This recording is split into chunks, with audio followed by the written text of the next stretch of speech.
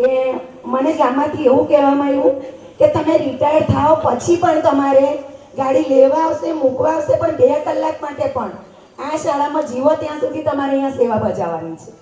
કેમ કે અહીંયા કામ તો મેં બાળકો માટે કરું છું અને બાળકો મારા છે, ગામ મારું છે અને અમારી ફરજ છે. આ રોજીથી જ આ બાળકો થકી જ મારા બાળકો એન્જિનિયર બન્યા છે, મારા ઘરે બંગલા છે, ગાડીઓ છે, હું પોતે તંદુરસ્ત છું. કારણ કે આ બાળકો એ જ મારું એ સર્વસ્વ મને એવોર્ડ ગણાતો હોય યા તો માન સન્માન ગણાય. આ તો અમારા સરપંચશ્રીની અને વાલીગણની એક ઈચ્છા હતી કે મેડમનું અમે સન્માન કરીએ. બાકી અમારી આ ફરજ છે અને કામ કરીએ છીએ અને કરતા રહીશું. અહીંયા એસએમસીના સભ્યોનો, સ્ટાફગણનો મોર પીછાથી રળિયામણો હોય. મને બધાનો ફૂલ સપોર્ટ છે.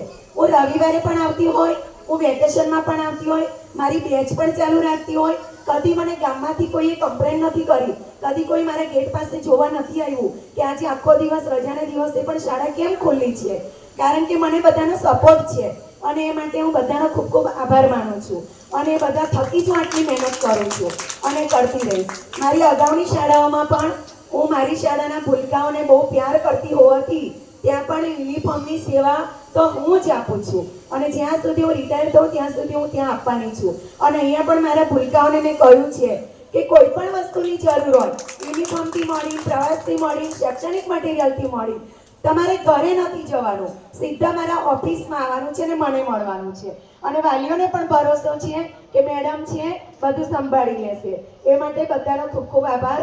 અને અમારી રોજી છે જેને હું ઉપર ભગવાન ઓનલાઈન છે એ રીતે હું મારું કામ કરું છું. બાકી બધા અધિકારી સાહેબશ્રીઓનો પણ ખૂબ ખૂબ આભાર.